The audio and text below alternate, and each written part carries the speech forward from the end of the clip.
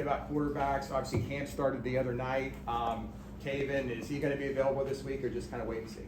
I think we're going to have all hands on deck. So now it comes down to who gives us the best chance, and honestly, probably that'll come down to coach's decision and who practices better this week. Scott, you guys are at the midway point of the season. How do you assess where you guys are right now at this point, and what do you like, what do you don't like, and where do you think you guys will improve in the second half? You know, it sounds like Coach speak. There was a lot of positive to take from Saturday, and that's true. Really liked the fight of our team, and I told them that afterwards. Yeah, I knew this year was going to be a growth process because just of our relative inexperience and 70 new players. It would be really nice to be 4-2, 5-1 right now, and we had our chances. Like I said, I don't think we were outmatched in any one of those 3 games. We just got to execute better, and that falls on the coaching staff and the players, just to keep finding ways throughout this season to keep improving, and we're going to have a chance in every game. So there's no reason we can't do some special things here down the road. You mentioned needing to execute better and keep fighting. Those have been in very close games for the past 3 weeks. What needs to change to get over this slump that you guys are in? What's the confidence level in the room? I think the confidence level is fine. I really liked the frustration, but togetherness of the team in the locker room after the game. When you're learning new things and coming together as a football team, it's not always going to happen the same. It's going to happen different every time. And when you're not experienced, then new situations can affect you different every time. At Kansas State, I think we start very fast. At Kansas, we did start fast, and then one thing that's common is just key mistakes at the wrong times right now. And like I said, we're going to keep coaching those things, but we kind of got to be in those situations and experience them, and then handle them better the next time. You just mentioned mistakes. What has to change during a week of practice to reduce or eliminate the mistakes you're seeing on Saturdays? Yeah, we talked about that a lot, and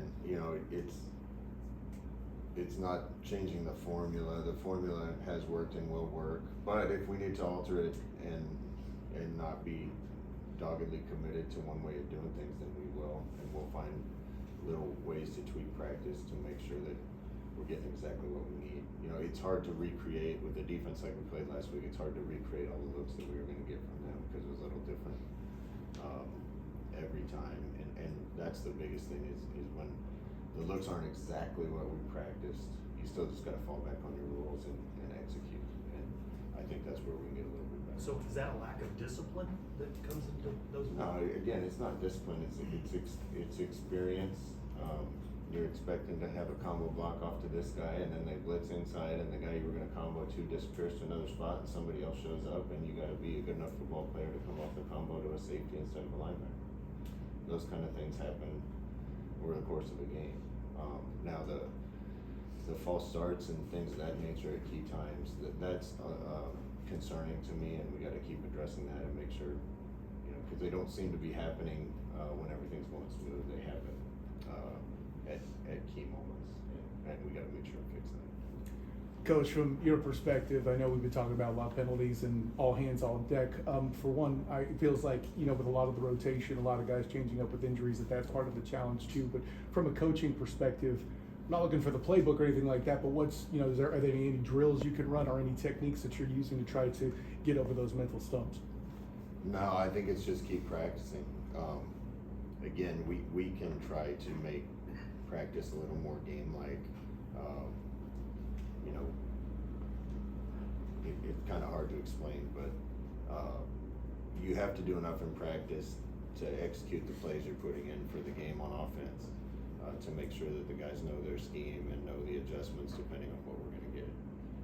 If you try to run all those reps 100 miles an hour, you're going to kill your guys.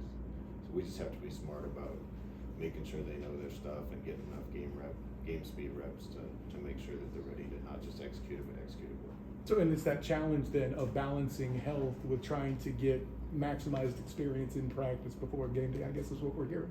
Yeah, but it's not unique to us. That's football in general. Having just come from the NFL, they have more walkthroughs than they do practice plays. But a lot of those guys have been playing football for a long time, and you can just get sitting in a meeting room and say, hey, we're altering this and changing this, and you're gonna run this route on this play, and they write it down and they're good. We have a team that needs more reps than that. But again, you can't take 300 reps of practice on Mondays, Tuesdays, and Wednesdays, or you won't be able to run on Saturdays. So it's growth, and we're gonna try to be as smart with it as we can. After watching the film, do you feel like your receivers are getting enough separation against opposing coverages, and how do you try to maybe scheme guys open and make things more consistently explosive in the pass game? But I think that's the big thing right now is we're really good sometimes. We throw to the right guy sometimes. We block really well sometimes. We run the route precisely sometimes, and we catch it sometimes. And defensively was good, but we busted a couple coverages, so we're in the right coverage sometimes. And that needs to be most of the time or all the time, and then we become really good. But again, that's a process. Coach, you have Rich Rodriguez coming to town this week, same position as you, returning to an old team. Just what's it like to have I guess, another kindred spirit coaching against you this weekend? Well, first thing I want to say about Coach Rodriguez is after what happened with Coach Clark passing away, man, I got a big envelope of letters from I think everybody in their athletic department, individually written and signed, and I think that speaks to the class of who Coach Rodriguez is, and obviously the people in that athletic department too. So I want to say thank you for that. We received a lot of notes and messages, but I opened the envelope and all the cards fell out, and it's a lot of them.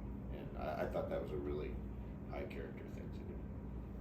Coach, this past weekend with Cam Fancher out there, he basically looked like Houdini on some of those plays, getting out of avoiding the sack and things like that. What were you seeing out there from him? You know, in the course of a game, you can scheme everything up and try to hit as much as you can based off the plays you design. But you know, there's going to be 5 or 6, sometimes 3, sometimes 10 plays that break down, and you have a quarterback that can turn those plays into good plays. Then you extend drives, and that makes you even better. Thought he did a great job of that. There shouldn't have been as much running around as he had to do Saturday. If we protect a little better, get balls off on time, run a little cleaner routes. You know, I don't want a quarterback looking like Fran Tarkenton back there and running around. We got to be a little better and more precise with our execution, so that only has to happen once in a while. But I thought he played tough and did a good job with that. Carter Miller the other day at center, there's some uncharacteristic things from him, the penalties, the low snaps, and just kind of an off game for them, or was Cincinnati kind of doing something to throw him off? You know, they had a really good player lined up, head up with him at nose, and I don't know, he was in a battle, and I don't know if that had anything to do with it. There were a couple snaps that were off, and we haven't had that problem all through spring ball, fall camp, into this point in the season. So we'll talk to him about it, but I don't want to make something that's not a thing either. But those can hurt you, and we had a couple broken plays because of it. What have you thought about his game this entire season, though? He's been pretty solid, though. Carter's great. You know, we have 70 new players. I think the coaching staff and recruiting department did a great job bringing guys in. Again, we leaned on talent, maybe over experience, because that's what we could get. I think we have a lot of talented guys. Carter is a guy definitely that we're really glad to have here, and he's one of the bell cows of what we're trying to do on offense, and hopefully will be for a while. Coaches, obviously you guys have had a positive mindset just after last game. Just more specifically, what's kind of the overall message you're sending to the team leading up to the game against West Virginia? We just got to play our best. We got to play 4 quarters, and the guys have been close now a few weeks in a row and had opportunities 3 weeks in a row. We got to capitalize on it. And what happened in the first 3 weeks didn't affect the next 3, and what happened in the last 3 won't affect the next 3. We're a 500 football team right now. We got a chance this week to try to be 1 over 500 if we play well, and that's what we need to focus on, doing little things a little better this week and trying to improve. Coach, going back to the quarterbacks, you mentioned a little while ago that felt like a revolving door between all the injuries. Now going into this week, after seeing both Taven Jackson and Cam Fancher get real playing time and being able to establish themselves on the field, is it going to feel a little bit different kind of choosing quarterback than today against Jacksonville State? Well, this is the first time we've kind of had both those two guys since game one, since the first quarter and a half, I guess, of game one. Both guys healthy, and I think you guys can see now through limited reps compared to what we've seen, what we thought coming out of camp. Both guys do some things really well and are good enough to help us win if we play well around them and execute well. So again, we'll let them compete in practice this week, and it'll probably be a coach's decision. Scott, with having so many injuries at quarterback and rotating guys, have you guys found yourself having to limit your playbook a little bit, or are you still pretty much giving everything open for everyone? They're just not able to handle it. With the relative inexperience in the scheme with everybody in our program, this is year one for everybody in our scheme, offensively and defensively. We're trying to limit the total number of plays we go into a game with a little bit. The biggest difference to me is just the inability to really make adjustments, and that'll come. But some of the concepts that we have, that we should be able to run out of any formation against anything. It should be a go over to the sideline and tell them, instead of running this, we're running this, or we're running the same thing out of this formation, and it ought to be done. But we're still growing in that, and that's typical year one stuff. You loosely referred to it earlier here, Coach, but with the past game, had nearly 40 minutes of time of possession. What challenge does that bring as you're coaching through that, now that you've seen the film and all of that, and what's some of the stuff you can take perhaps maybe to apply to the next week? We have to not make critical errors on drives that stop drives, and we did that several times. And then, if you watch Cincinnati and as aggressive as they are, when the game's tight, other teams hit big plays on them, and we didn't hit enough explosives. We had opportunities to. We hit one explosive and we're lined up wrong. Like, we dropped the ball. We had a deep ball that was wide open, and we kind of underthrew it a little bit. After they got up 14 points, we weren't going to get behind them as much, and then we just kind of had to earn it. But the week before, KU, or 2 weeks before, KU hit a 93-yard pass and a 75-yard pass, and we had our chances to do that, and we didn't connect on them, which meant we had to sustain drives, and we did that until we didn't. And it's got to be more consistency and a little more explosiveness. Stacey Gage saw some action in this one. What does he bring to your offense? He brings depth. He's a really talented player. He's growing up too, and we got to make sure that he's doing the right thing with exactly the right technique all the time. But again, that's not unique to him.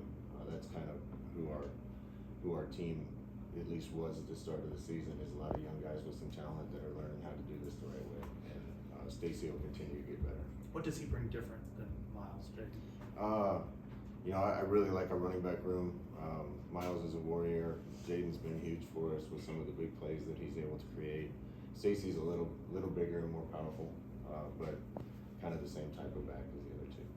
Coach, Jaden Williams has been out now for a couple of weeks. You're just able to give us an update on his status and other players that have just been looking at as far as Jaden had a broken thumb, and they fixed it surgically, and the surgery failed on him, and so he had to go back in and get a pin in his thumb. It'll probably be another couple weeks is the last report that I got. So he's got to get the pin out of his thumb, and then I think he'll be able to hopefully be able to come back and help us. West Virginia, like you guys, has overturned virtually its entire roster. They've also had a lot of injuries throughout the course of the season. What are you noticing on film about what they do well and how they've adapted to all the things that have happened in their season? Well, offensively, I know it's been said a lot, but I think Rich Rod was one of the guys that kind of changed what college football looks like. I was around Chip Kelly, and I don't think he gets enough credit for how college football and offenses have changed, and that's leaked into all levels of college football. But Coach Rodriguez is definitely one of those. I know they're going to be creative on that side of the ball. Defensively, I think they're blitzing, according to our report, 61% of the time. So we got to have answers for all that. And they're really mixing up looks and not staying in anything so that you can't really dial them in. And that presents challenges for us, probably presents challenges for them too, to make sure they can get all that lined up to formations and tempo and everything. So it'll be an interesting chess match. how important is this game to just have a breakthrough and get a win? You know, they're going through a similar rebuild like you are, but you know, 3 losses now. You know, the players, you say the fight is still there, but this is a really important game to turn the corner this week, right? Yeah, I mean, you can keep trying to put more emphasis on one than any other, and that's not the way we're going to look at it around here. We got to practice well this week, get a little bit better, and then take a chance to win another game. And it's going to be the same every week. We got to practice well, install well tonight, practice well on Tuesday, practice well on Wednesday. I think we got a good opportunity this week, just like we've had the last 3 weeks, and we need to cash in on one. And I think once we get one here in conference, I think the confidence will blossom. But you know, I don't care what happened here before or anywhere else. This team isn't going to quit. They're going to keep going, and I think you'll see that Saturday. Couple more. With this Saturday being the homecoming game for UCF against West Virginia, I mean, what does that mean for you, especially with this being sort of a homecoming for you back at UCF? Yeah, homecomings are great. They're even better if you can win the game. But I know it means a lot on campus, and you know, hopefully there's some guys that come back and are proud of the program, and hopefully there's some guys that I coached several years ago that I get to say hi to. It's a special weekend. Coach, midway through the full season, 3 games into the conference season, what's been the biggest adjustment for you in Big 12 play? Yeah, I don't see it any different than the first 3 games. It's just based on opponent and us making decisions to try to put the players in the best place to have a chance to win each game. And said this a bunch, but I think this league's really even. I think there's a lot of parity. I think any week if we play well, we can have a chance to win, and if we don't play well, we probably won't. But that's not any different than our first 3 games. And if we play a little better the last few weeks, we probably have a good chance of having a little different record right now, but we can change that this week. Scott, what stood out to you about your defense so far through the first half of the season? I mean, they seem to be the group that seems to really have kind of gelled quickly through the first half. Yeah, anytime you have a lot of new, I think defense can usually get ready quicker. I think that's been the case. We have some special players on defense, and I was really impressed Saturday with the fight. You know, we busted a couple coverages, otherwise they didn't do a whole lot on us, and we need to fix that. I think our defense can go from being really good to elite if we are a little more consistent and don't have the breakdown. But you're going to talk to Nigel Lee. We have some special players on that side of the ball that can make special plays. I think the fight was really evident. Even at the end of the game, we were down 9, and you know, game was probably out of reach at that point, and we still got to stop. And I think that says a lot about how hard those guys are playing and fighting for each other. All right, thanks everyone. Thanks, Doug. Thanks, Coach.